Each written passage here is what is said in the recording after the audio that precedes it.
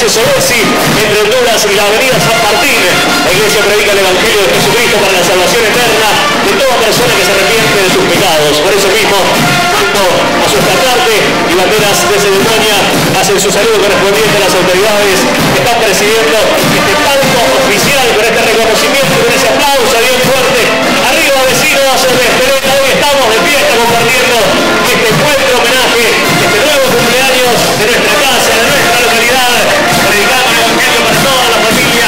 Cristo salva, Dios bendiga al pueblo de Espereta. Cree en el Señor Jesucristo y serás salvo tú en tu casa, tal como lo manifiesta la Biblia.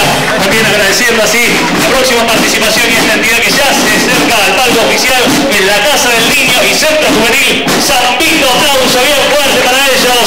Su sede ubicada en la calle Bahía Blanca, esta Casa del Niño fundada el 16 de junio del año 1990. Brinda servicios a la comunidad, atendiendo niños de 3 a 17 años en contraturno con las escuelas. Brinda servicios de alimentación, educación popular, taller de computación, servicios de atención psicopedagógica, psicológica en casos más urgentes.